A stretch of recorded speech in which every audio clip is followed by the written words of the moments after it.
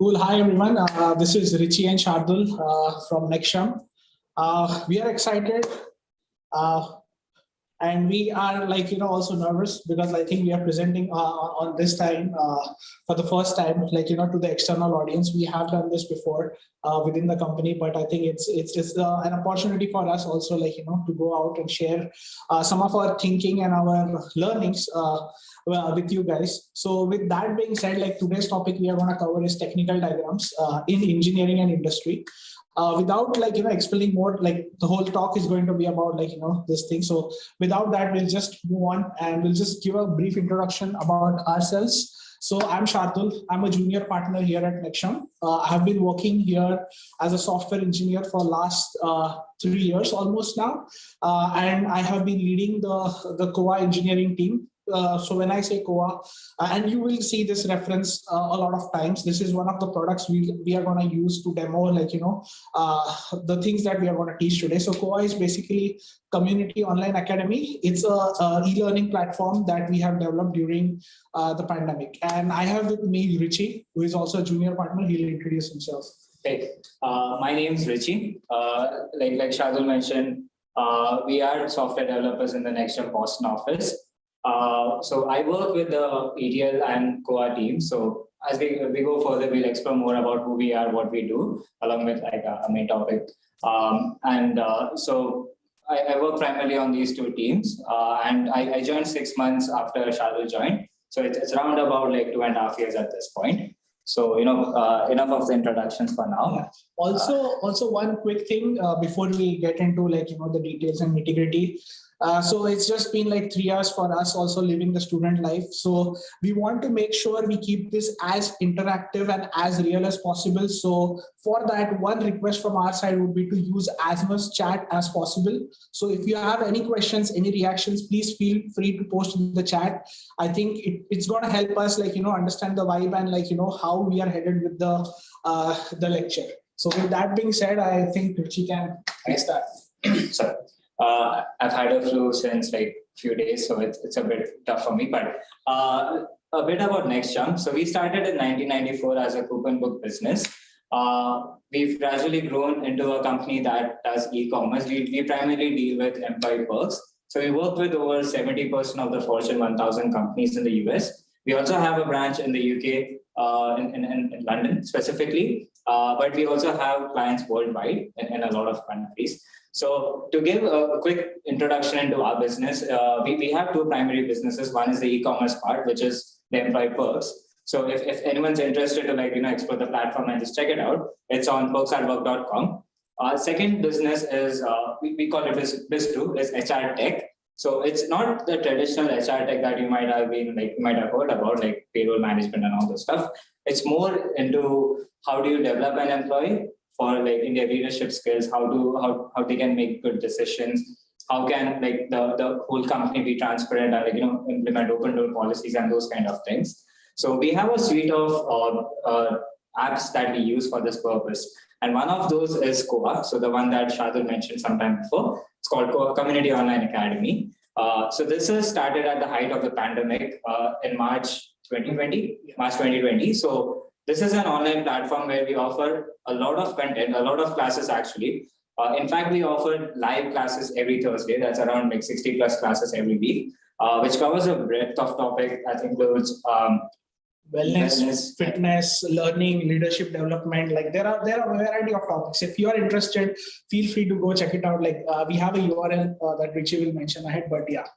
So along with that, we also wanted to say the talk that we're going to do today is part of a course that happens on COA every Thursday. It's called Engineering and Practice. It's taught by our CTO, John, and our SVP, Greg. So this basically covers, there's a lot of material that you could find for tech. So, you could, if you're a person who likes React, you could find something on YouTube or maybe something on edX. There are courses that has a lot of content, but there's also another part of engineering, which is actually the decision making, the understanding how to deal with the problems and those kind of things. So that isn't very easily accessible, and that is one thing that we are trying to attack over here. And so this session happens every Thursday at 2 p.m. ET Eastern Time, and we also have a video hub. Like if anyone's interested to check out these courses, please do go ahead. We have a course happening, a class happening this Thursday as well at 2 p.m. So if you're interested, like you can go over to that URL on the screen and RSVP for that. Yeah. And one thing I just wanted to mention, like, the whole purpose of this engineering practice is like, to make and show like how engineers in real time try to tackle the problem, what is the thought process, and how do they come to a conclusion on making a certain decision. So this is all like, we don't necessarily come prepared with like, that this is the solution and this is how we are going to approach it. It's more about having a predefined problem, but then coming to a conclusion or coming to a solution, and not necessarily we always are going to reach to a solution in that specific time frame, but like, how we can discuss and talk through that problem solving approach is something that we focus on this engineering in practice session. So, yep. Yeah. Go ahead. So with that, let's get into the first part of our talk. So at NextGem, we follow an approach. The abbreviation for that is RMA. So if you see the flowchart on your screen, it's replicate. The R stands for replicate the issue. The M stands for mental model. That's the part that we're going to focus on today. And the third step is action. So, to get into more of the details, like in industry, like, we always want to build like a new cutting edge technology, a new software, a new thing that solves a problem. But at the same time, you also get the second part, which is like the maintenance. That's like years of old code, legacy code. There are a lot of things that gets handed over to you, and you need to deal with that. You need to fix the problems that happen, that come along with it. So this is where the approach that we use over here, RMA, helps us. So what that does is, first, you try and replicate the issue. Try and replicate it as near as possible. It could be, as painful as it could be. Trying and replicating that issue gets you used to that situation. You feel the empathy for the user, the person who is actually getting stuck. They might not know at all why this is happening, but you have an inside knowledge and insider information about all their systems, and replicating that, you'll see the pains and you'll see like the things that actually that are not working together. The second part of it is the mental model. So granted that you replicated the issue, you can like put a debugger in there and like figure out this might be where the issue is, and you could do a fix.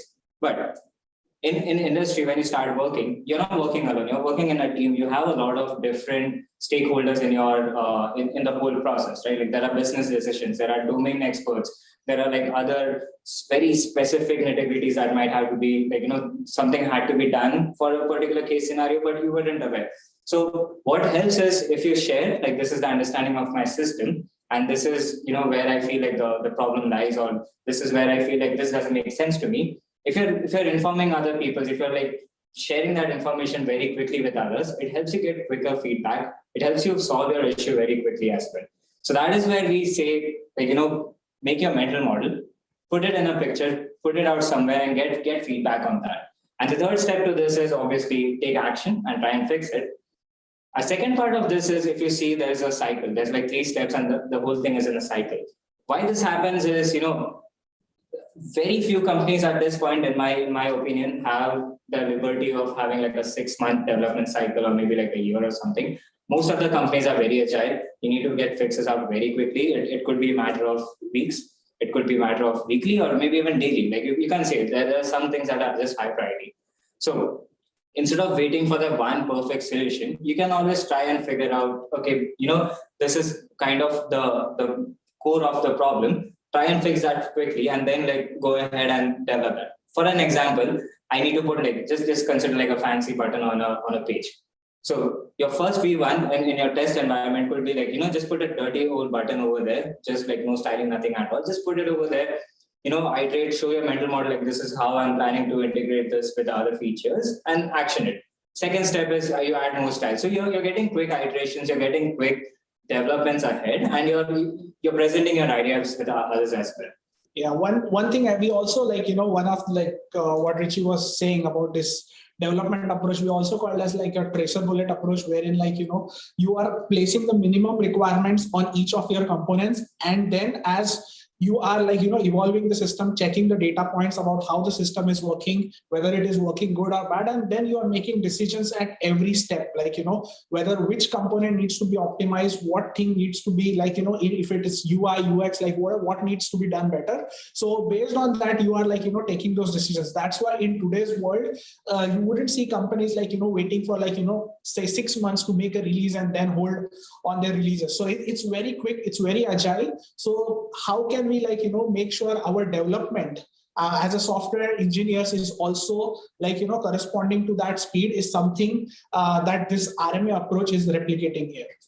And just to give a quick analogy, like if you see on the top right on your screens, there's this fighter jet. So the analogy that from we work with the Air Force a lot, so it's from them directly. If you're 1 degree off for even 30 seconds, that's 300 yards off course. So getting, maneuvering that flight back into course is really difficult, especially since it's 300 yards. So the quicker the pilots realize, the quicker they can fix it, and the quicker they can be on course. So this is exactly our thinking as well, like, quick iterations and quickly resolving the issue. So, and just to like summarize what we were talking about, in the industry, it's unfortunately a bit different from how we do in academics. So, you need to be agile in a lot of companies. And the second part is you dive into a lot of unknown systems. It's going to be difficult. It's going to be, it might be very weird, like the way that it was implemented, but there are reasons behind why something was written in a certain way.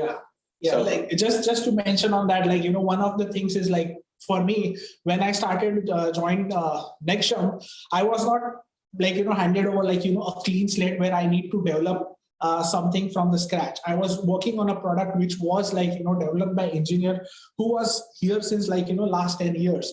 And there were some pieces of the code that were there, that were pretty old. So in order to understand those things, it is important, like, to have the discussion, have that communication with that person. And while having that discussion is just not like, verbally, you can understand what the system looks like or what the problem is. So there are certain tools here, such as like, diagramming. And that's where like we are going to get into today's lecture about how, as two engineers, like, we are going to a problem and how we work as an engineers in this company, and like, as or at an industry level, how we approach the problem, like, at an industry level, and then dive into like, using those diagrams. And once again, like, I just want to say that since this is so agile, you might see that like, we are like not following some of the standards that we see in our textbooks or like, curriculum. It's very agile. We need to be quick. As long as the person in front of you is understanding what you are trying to say and how you are trying to say it, that is more important than like, trying to make things perfect, look things perfect. Yeah, when you are trying to document, that's a different use case. But when you are trying to do a real problem solving, that's a different use case. So we need to keep in mind two different use cases here. So with that like, maybe if you could put in the chat, if anyone's like familiar with UMLs or like, any type of technical diagramming, if you've done, just put it in the chat, like just a survey. Yeah, we just need to see how many people are like, hang off on this. Okay.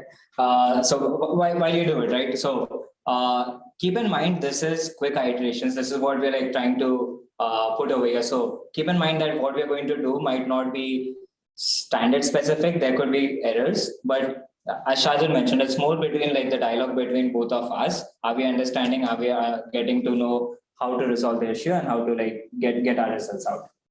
So just a fun slide is a lot of detective movies. I don't know if like there are movie buffs in the crowd, but a lot of them use whiteboarding. They put it all on the walls. This is exactly our logic. So if you put it in a good organized way, you're able to easily communicate what's in your head and how do you connect the dots. At the same time, there's this disclaimer, you need to be organized. You need to do it in a good way and, communicate that right.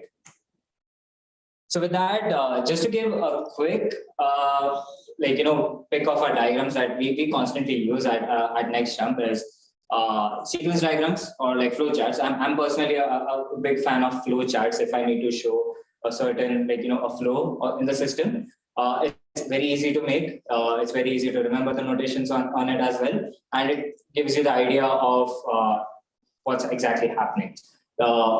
when in the flow chart, if the sequence matters more, you get the sequence diagrams with the swim lanes. Like we'll link you to additional resources as well at the end of the slides, so you can read more about it. The second part is database diagram. So like when you have databases, you have a lot of tables, store procedures, and all this stuff.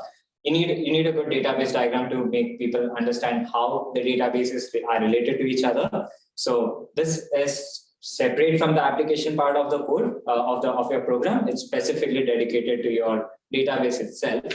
Your system diagrams are more of how the systems are implemented, like all the caching and all the fun stuff actually that happens with your system. We'll be sharing an example of that as well. And your architecture diagram, it's a bigger how the ins and outs of the systems happen, like how they are interconnected with each other, and those kind of things. So with that being said, yeah, I think just to give the problem that we are going to talk today is about the Community Online Academy. As we said, I think we have that open also here. Do we have it open? It's not broken. Yeah, it's in the. So this is the product that we are talking about, Community Online Academy. So we have there are courses happening. There are videos that are available for all the courses that are happening. Then there is premium courses also that's the in-house Community Online Academy, where you can come in and attend a class. There's kids club. There's variety of things. But we are just going to touch upon the live classes as a demo. So if you see it here, the live classes pulls up. Okay. It's just rolling.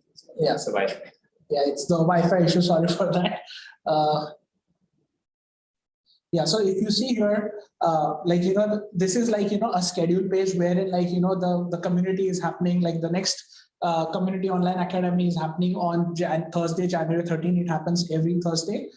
These are bunch of classes that are happening, flexible strong, 20-minute Tai Chi for 20-minute matter of balance. There are a ton of these classes. And if I say go into one of these classes, I see that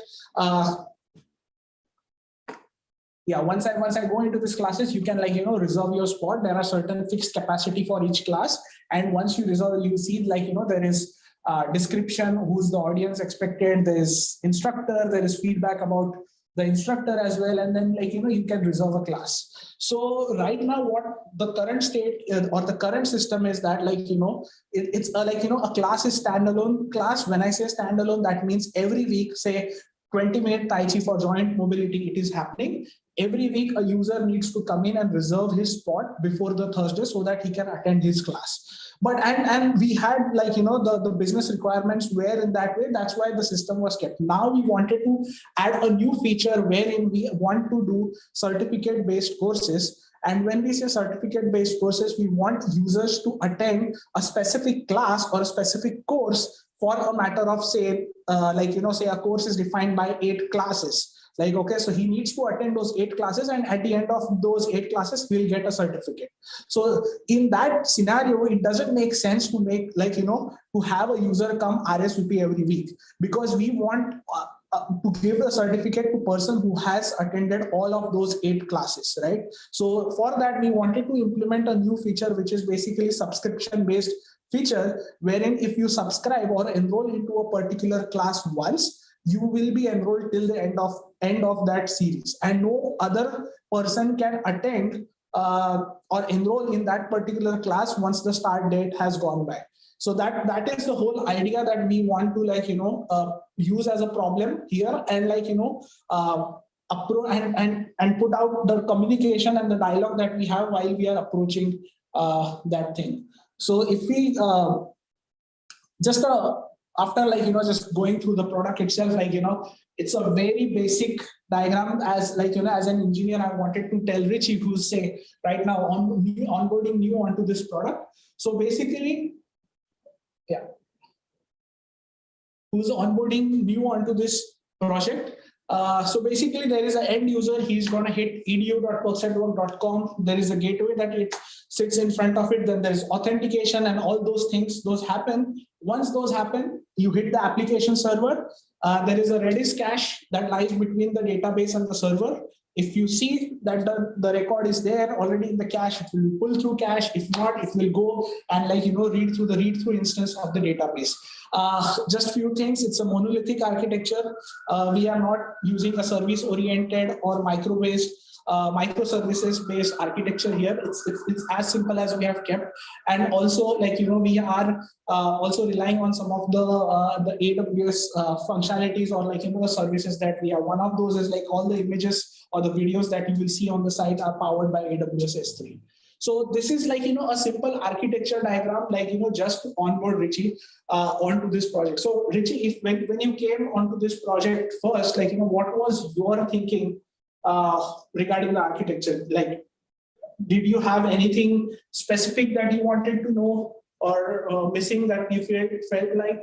So again, I came from a background that was ETL, so it wasn't like an application specific background. So it's very interesting for me to even understand how the systems work. So I remember even going back to a lot of things that we've discussed, how does this work? For me, I was naive at that time. I imagine there's only one instance of the database, but coming to think of it, doesn't make sense, right? You want your system to be faster, you want things to be redundant because you need backups, those kind of things. So just taking a look at this diagram also, it quickly gets me onboarded. I know, okay, there's a fail safe for the application server. There's multiple copies that are being running. How did we make our system fast? There's a Redis cache. I didn't need to ask what kind of caching are we using. I didn't need to ask what's our database design. Getting that as an overview quickly got me on board, and I'm in sync with the team already. And this isn't as you can see, this is not a perfect diagram over here. It's more of a hand drawn, right? But this was enough for me to get a high level picture of the whole system. Yeah. So that's the intention that we're trying to get through. But having said that, the disclaimer is, do try and at the end of your process, at the end of your SDLCs, do try and do the proper documentation. That's a very important part of any SDLC. And put it in the right place. There should be a document store, or there could be a wiki, or anything like that similar to what's being done. Do that. That's a very underrated, underrated thing that engineers often miss out because it's boring, right? But it's necessary as well. Yeah. Just a disclaimer, as Richie said, I think we are not against doing the perfect diagrams or perfect documentation. Yes, you should do that. But this is in terms of real time, if I had to onboard Richie and get him to the speed, how would I do it? This is more about that. This is more about that communication that takes place between the two engineers. Also, you as students, we attend hackathons, and during the hackathons, at least personally me, I have been in that place where first 2-3 hours we are just trying to verbally discuss. There is nothing documented, and everyone is making their own thought processes or assumptions. So in such cases also, in your student life, you will feel that having such diagrammatic representation of what you are thinking is going to help simplify as well as bring you and your peers onto the same page, or even open up a conversation where you can share your differing views. So with that being said, I think this was just a simple architecture diagram for the system that we just showed. Now moving to the problem statement that we wanted to talk about, which was adding a new functionality to this product of Community Online Academy, wherein you can enroll into a certificate-based course. So to start off, I think we wanted to go ahead with just starting with the flow chart, understanding what is the current system and what is the updated system that it is going to be. So to reiterate, we have a system where you can enroll into a class for 1 week. It doesn't auto-enroll you into any further future classes. You need to come back manually every week and RSVP. It's the design of the system, which has served us well, but now our requirements are changing. So at the same time, with our problem statement, we are introducing subscription-based courses. So, once you enroll, it's like any course that you enroll for the semester. So once you enroll into a course, it should have like the start date, end date. You should be enrolled for all the classes that happen between that. You could have a certificate at the end of it if you graduate that. And one of the biggest requirements that we've put over there is it should use our current system. Our current system has a lot of features. It has videos, it has instructor profiles, it has a lot of fun stuff happening already. So we don't want to like reinvent the whole wheel. We want to keep the existing system and implement this new piece of challenge over here. So if I had to come now and like, just tell Richie about like, okay, Richie explain you the problem. So now before we start into the problem, Richie doesn't know how the system flow is. So just to explain the system flow, I'll probably draw a simple flow chart right now. So let me know if you guys are able to see the diagrams that we are drawing. If not, we can just zoom in and like, zoom in on the diagrams rather than us also in the frame. So I think the first thing that we want to do is like, just like as simplified, you just start off. You come to the URL, which is the schedule page. Once you are on the schedule page, they can't. It's time to do this. Are you guys able to see now? Okay. I think you can zoom in more. Yeah. So there is the schedule page that we all saw right now, where which list like all the list of classes that are there. So once you select a class, go to schedule page, you select a class. Once you select a class, it will say like is capacity full?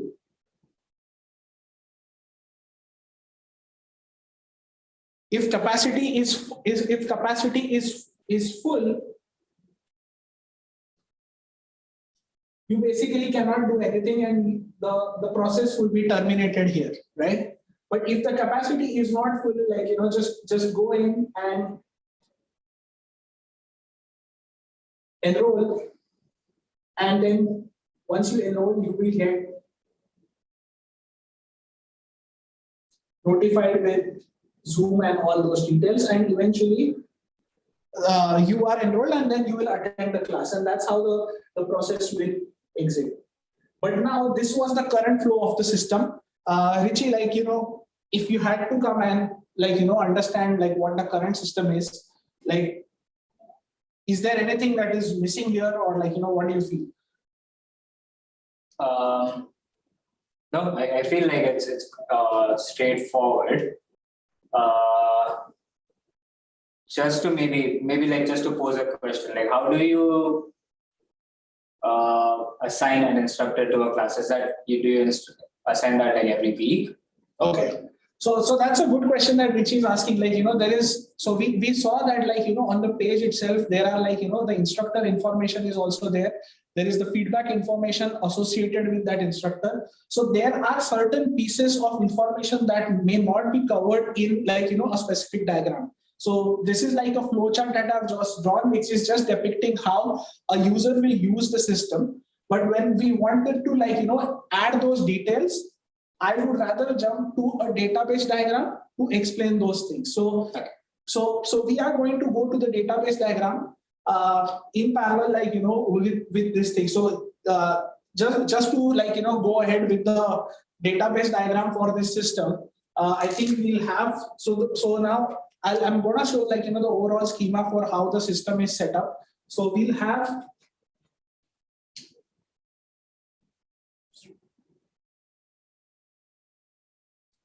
I think it is a different one.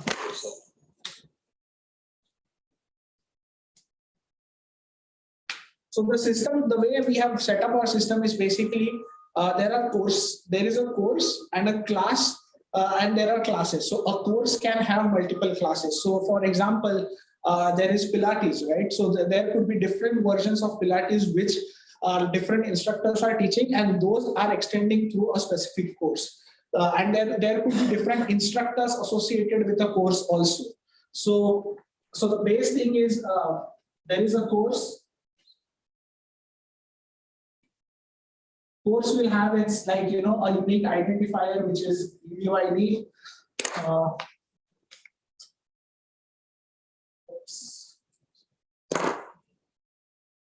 then it will have a title,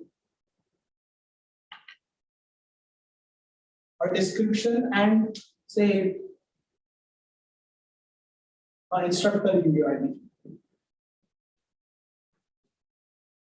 So that's like one of the components. The other component is going to be class, which is going to be class UUID. There will be a class title, a description. There could be like, a course, a class is associated to a course. So there would be a course UUID. And you can use your own conventions here, like while doing this. And the instructor UUID will be pulled through the course UUID and the course details. So these are like, the main two things that we have here. Now, since there is like, instructor UUID associated, I also make sure that I want to store the instructor data. So I'll have his UUID, which is like a unique identifier, his name. We also want to make sure like, we are storing his other data like, how much we are paying and stuff. So like, what is his payment rate? And one of the common things that we have maintained through our systems or the databases is like, each table by default will have like, like 3 fields. One is like created at, deleted at, and updated at. I think timestamping every every entry of the data is going to be crucial in terms of like, when you're trying to log or when you're trying to do the analytics. So that is going to be very crucial. So it is important that you include all the timestamps, like, all the system interactions, all the user interactions that are happening with system, all those are logged into the different tables or the concern tables that we have. So apart from this, I think we have the course class. Okay, the class will also have one thing, which is capacity. So right now we are trying to see like, this specific flow where all the classes say corresponding to 13 January, that is like the application layer logic we have written, where all the classes corresponding to the 13 January will be pulled here and will be shown on the schedule page that we had shown. Right. So, but now one thing that we wanted to add here was like, a database sorry, my bad. We wanted to add was like, the certificate based course. So I think to add the certificate based course, I think Richie is gonna show you like, one of his things. Like, Richie, what do you think to add certificate based course? What is your thought process that is coming into picture here? Okay. So even before I went over there, so like just to map out our base case, right? Like what all things we have, I would maybe, is this on the screen? Okay. So maybe over here, I would just add an RSVP table, right? Yeah. So that is where when you click on the attend button right now, you're getting RSVP'd into a course, into a class, and you're attending it, right? So maybe let's keep it simple for now. So if you see here, like, like even while I had the flow chart here, but for some reason, that as humans, we are always going to have those communication gaps. And that's where Richie picked me on like, RSVP. I never put like, where the actual reservation is going to get stored. So I think that is going to be an important factor, like, when you are doing this rough diagram or raw diagramming, to have that communication about like, what are the missing things. So yeah, Richie, go ahead. The next part, Again, this is a disclaimer. This is not a proper database diagram. We are doing this for like quick iteration, quickly thinking this out. Like this is happening right in front of you guys. So we're just like trying to think this through. So at this point, if I recall correctly, you mentioned like for Pilates, for example. So the Pilates would be a course. So week 1 would be one class, week 2 would be another class, right? So maybe if I do it this way, there's like a 1-to-many relation, right? Like it's called crow's feet, if I'm not wrong. So you have for a single course there could be multiple classes. That's right. for every class, there would be multiple RSVPs, Right, that's right. right? Yeah. Are the instructors tied to a class or to a course? The instructors would be tied to a course. To a course, okay. And one course has multiple instructors, I would. Yeah, there could be more than one instructor teaching. Like some of the leadership courses that we have, like one of the leadership in practice, one of our most highly ranked course is leadership in practice, which is taught by our co-CEO. So it has like more than one instructor. So, okay, so I get a sense of this, of our current system, right? So, okay. Yeah. Now, our requirements for a limited certificate series is a start date, right? So, my initial thought is right now to add another table. So maybe over here, it's maybe a little bit bright. Yeah, I can turn the camera there. You can keep it. Okay, so maybe if I add a subscription table, right? Subscription. Let's call it this. We can rename it later, right? I want to reuse this because it has all these things like instructors and all those stuff. So maybe what I'm going to use is start date and end date, like the timestamps, right? Start date, end date. Let's see what else. We have capacity because that's already over here. So that already exists. I want certificate, right? So they could, I'll have a certificate. I don't think so we need to like bother about that right now. Yeah. There could be a certificate. Yeah, and, there could be multiple types of certificates. So I think which kind of certificate is associated with a subscription. I think whether it's like, a learning certificate or a leadership certificate. So I think it's good that you mentioned. Okay. And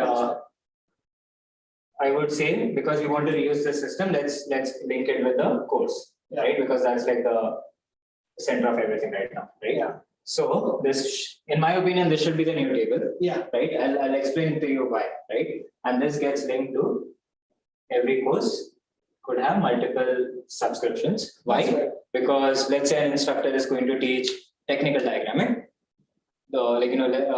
They could have a summer course and maybe they could have a winter course. So they could have multiple subscriptions over here. Yeah. Okay. Now, our requirements stated that we wanted it to be auto enrolling, right? That was a requirement we're trying to target over here. So let's go back over here right now. So I think so up till this point it's fine, right? Select class, check capacity is full. Maybe over here what I would do is I would do another check to see if the course has started or not, or the course has ended or not, right? Because it doesn't make sense to enroll into a course that's already started or ended. So check start. Maybe let's just try check dates. Okay. So if it is, it's a bit messy, but sorry, apologies about that. If yes, then exit, right? If no, then I think so we can continue. If you want, we can just do. You can also like extend it here. Over there, okay. I'm just like trying to fit this all into the camera, but so maybe check dates. And when check dates is like the start and the end date. So if it is yes, then continue.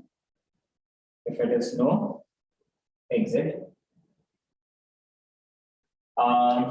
And we need to enroll, right? So right now there's an enroll happening, but we want to enroll it for the further dates, right? So that's where I would say in the subscription table, we just check the end date, and for every date, like you get the day. It's Thursday. Every Thursday till that week, create an entry into the enroll table. So create multi RSVPs.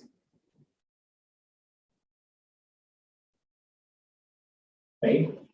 So I guess over here we do a check of if this is a code subscription over here, then it goes to this flow, and then I think so. Then we can reuse the notification, and then we can exit, right? yeah, that's right. I think Richie has kind of depicted about how from if the capacity is full, how we can update the flow chart for having a subscription based flow chart included, considering that we want to reuse the system. I see there is one question. Vincent is asking, how does this database compare to MongoDB? So basically, one thing I think we forgot to tell was like this whole database is a relational database. And why we are using relational database is basically whenever a user is trying to RSVP, we are treating that as like, a single transaction which needs to get completed from start to end. Okay. MongoDB is more on the NoSQL sites where data is stored in the form of documents. So, and again, like, the intensity or like, since we want to make sure that each transaction, this is a transaction, we want to make sure that the ACID properties, when I say ACID properties, is like basically atomicity, isolation, durability, like, all those properties of the data are maintained. Hence, we have taken a decision. It was a business decision, and also this is kind of a question that we would possibly have discussed before we started with development of the system at a very early stage, way back in March 2020 when we decided to build this system. So that was the time when we took the decision, we want to take the route of relational database as compared to a non-relational database, considering that we are going to view each class reservation as a transaction. So with that being said, I think, the flowchart that Richie updated kind of updates, it's updated for the new subscription based thing. But I think this is not I would say the right, there is no right or wrong. This is going to be subjective. If I'm probably discussing with someone else, there could be, or there is some senior level engineer involved, he might have a different approach. But as Richie had pointed about, the agile development methodology, wherein, the cycle of the RMA, replicate, mental model, action, and there is a loop. So you kind of keep iterating, keep updating. So this is something not only based on how users are using the system, but depending on the efficiency and how the system is behaving, you can also apply the same RMA model to make sure you are agile in upgrading your system and optimizing your system. So with that being said, I think we can this was one of the demos we wanted to show you guys. The updated flow as well as the diagram for the database schema diagram for the system, and just the communication between how as engineers we talk about it. So yeah, again, I don't know how legible the diagram was, but if my handwriting is really bad. So if I prettify this and I'm sending this to how Shardul mentioned, a senior engineer or even other people in my team, just to get feedback, right? I didn't do a lot of change. I didn't do I didn't put in a lot of time to document it, to prototype it. I'm instead this is my thought process. I just put it out here. There's multi RSVPs. There's there could be hundreds of different ways of doing it. There could be more efficient ways of doing it, but this is one of those ways. Maybe for our system, it makes sense, right? It's all dependent on where you are, the context of your problem and stuff like that. So we'll send this ahead, talk to other people and see how they feel about this, and get the data points and iterate over this. So we are completing one cycle of the RMA, and what's happening is within 30 minutes we have a version of our solution that we're proposing, and this could be iterated. This should be iterated, but get more eyes on it. Otherwise we could maybe even sit and spend half a day and figure out okay, this is the perfect solution, when we could be missing very key pieces in the whole system. Yeah, I think the feedback loop along with the RMA loop is going to be crucial in product development in today's day and age, because you're seeing even technologies are changing every now and then. What you have today or was not existing 2 to 3 years back. Earlier the React or these things didn't exist. There was Ionic and different other ways to develop mobile apps. Today the buzzword is React. People are just using React React Native to generate the web applications or the mobile applications. In next 2-3 years, and things are going to change. Now there is Web 3.0, Metaverse, there are different things that are going to, so making sure that we are adapting to this ever-changing culture of technology is going to be important. And this is going to dial down to our simple, we have a term as brilliant in basics. So as software engineers, this is something basic for us. This is basic bread and butter for us, like, to do these diagrams when you are being part of a team, when you are trying to problem solve. So it is going to be important to be agile, and speed is going to matter there. So yeah. To also, like, kind of summarize and what you're talking about is take pictures, like, we use your whiteboards, use your white walls, like, use a notebook if you don't have that. It's very easy to draw with your hand than to like model that on your computer. It's pretty quick as well. It doesn't need to be like the neatest diagram or the most perfect diagram, but do it, take a photo, save it digitally. This shows you your iterations. So, we took this kind of decision right now. It's possible that tomorrow we iterate over it and get a newer version of this.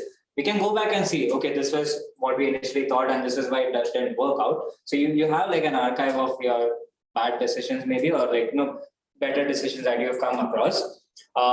Keep on adding them to your repo. Like one easy task that, one easy thing we do is on GitHub, we have our repos on GitHub. So we put the things into readme.md. So, it's pretty easy to like iterate over there. Obviously, do your technical documentation in a detailed manner, but it's easy to like go there and like quickly reference anything that, it was in your mind.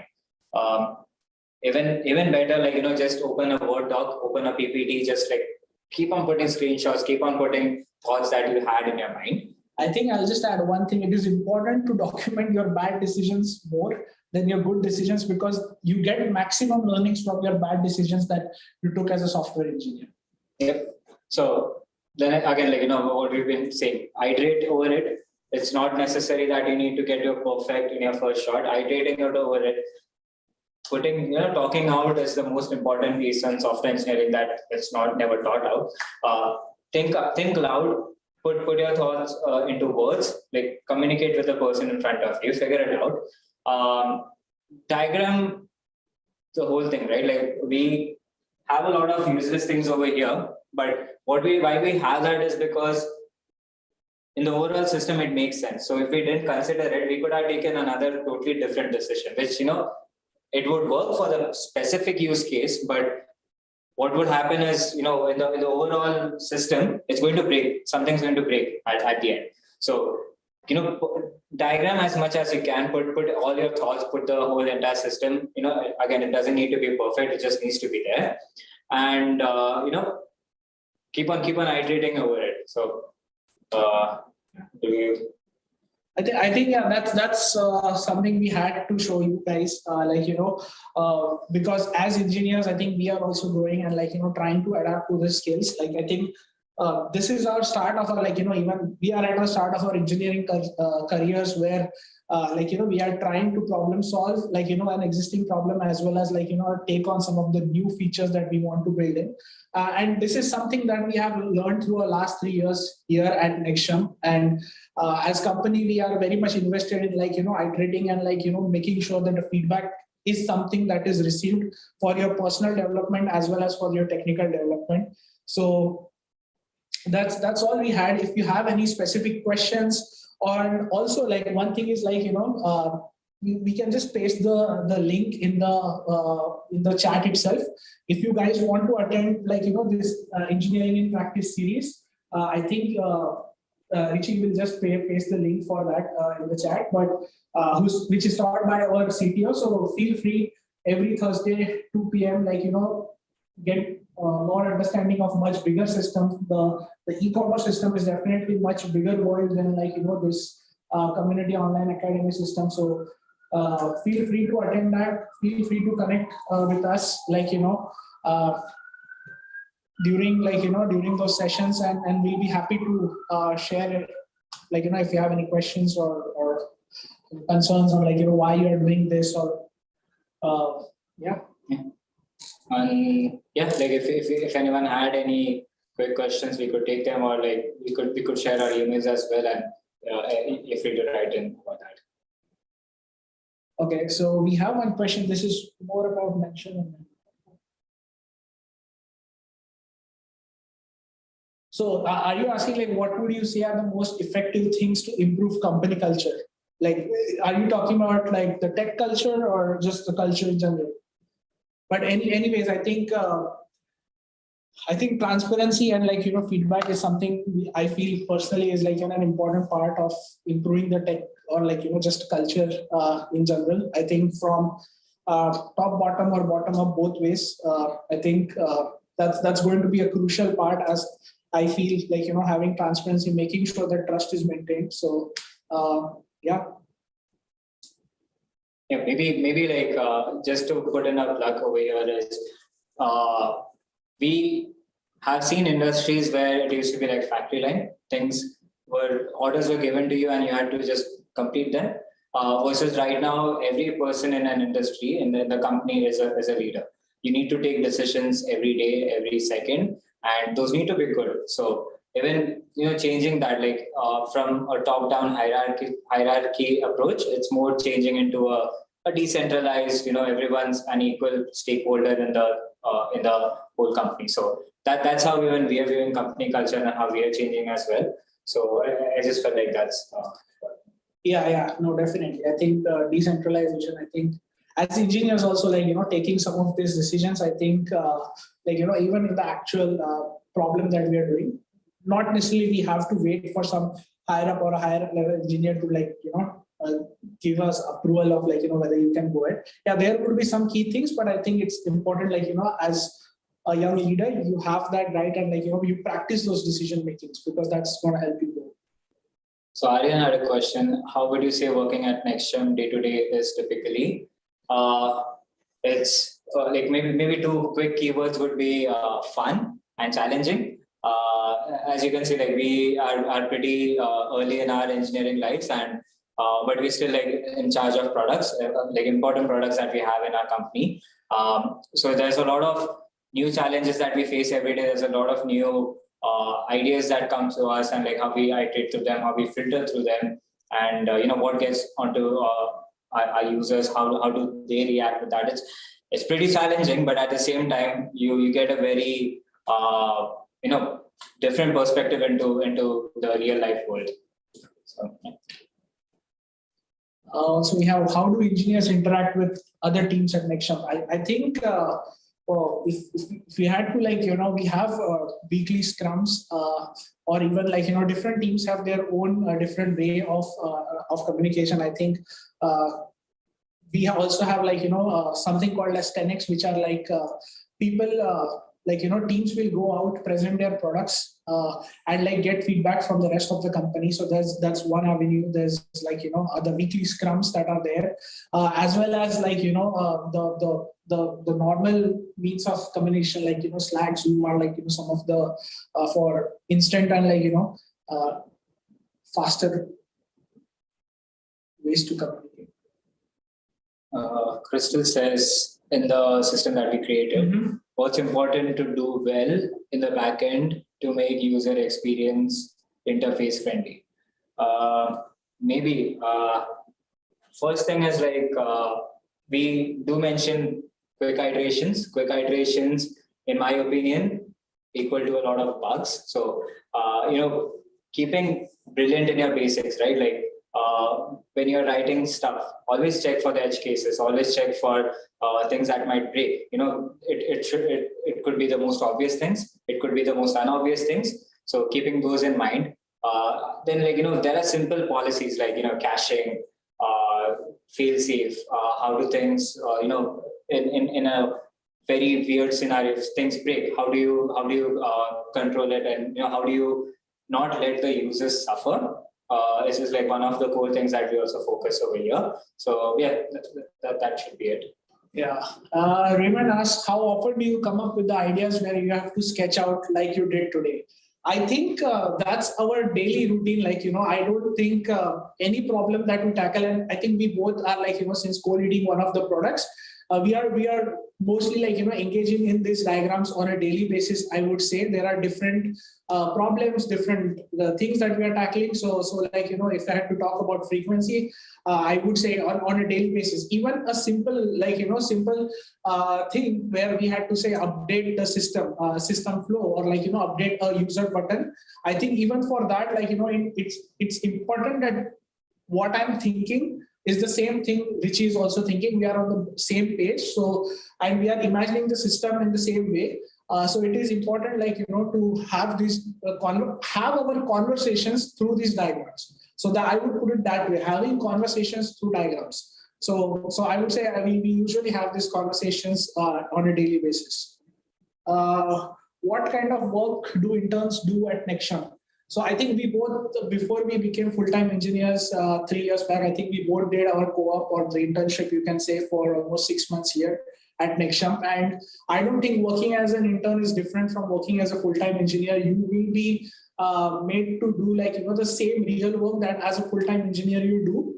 You won't be given a side project which after you go, it gets neglected, or, like, it's thrown in the bin. So you will get real experience, whether it is, like, handling the efficiency of the site, or, like, making sure you're writing the, like, the services for the actual product itself. So you will get whatever real time experience and with the real products that the lakhs of, like, multiple millions of customers are using those products.